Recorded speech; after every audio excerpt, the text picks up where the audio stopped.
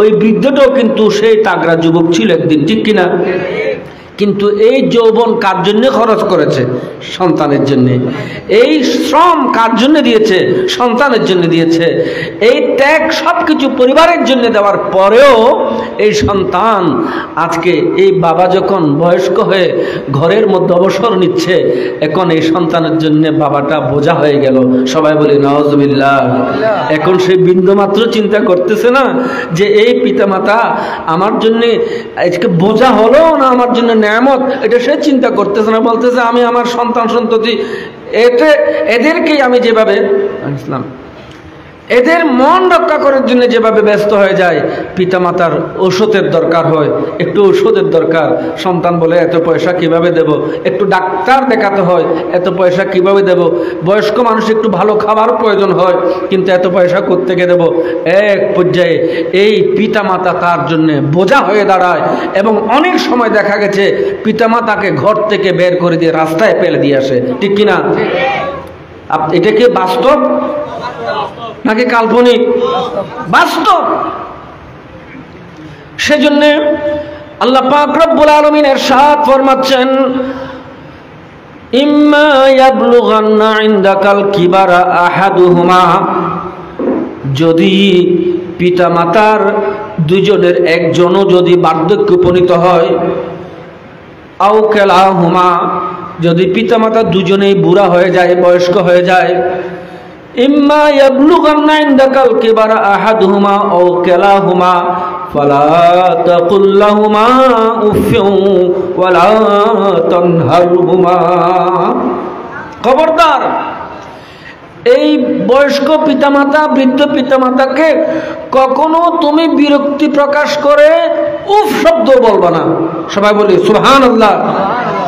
পারবো না তো স্পষ্ট বলতেও পারবে না, এটা করলে, এটা বললে পারবো না, এটা করতে হবে পারবো না, এইভাবে বলে তাকে তো কষ্ট দেওয়া যাবেও না, বরঞ্চ উফ বলে তোমার বিরক্তিটাও পিতামাতার সামনে প্রকাশ করতে পারবে না। ফালা তাকুল্লাহুমা উফিন, উফু বলতে পারবে না। বরঞ্চ কি করতে হবে জানো? যে তোমার সামনে যদি পিতামাতা কোনো কিছু এমন কোন আবদারও করে যে আবদার তুমি সহ্য করতে, যে আবদার তুমি রক্ষা করতে পারবে না, এই ধরনের আবদারও যদি বলে, তুমি হাসি মুখে সেটাকে বরণ করে নিয়ে হয়তো মনে মনে লালন করতে পারবা, বাবার সামনে চেহারাটাও মলিন করতে পারবা না। সবাই বলি সুবহানাল্লাহ। কে শিক্ষা দিচ্ছেন এটা? আল্লাহ শিক্ষা দিচ্ছেন। তোমার চেহারাও মলিন করা যাবে না, উফ শব্দ বলতে পারবে না। উফ আর বাফিংকে হয় প্রত্যেকদিন এই উফ শব্দ তুমি তোমার বাবার সামনে প্রকাশ করবে না। ওয়ালা তানহারহুমা, এবং তাদেরকে ধমকও দিবে না।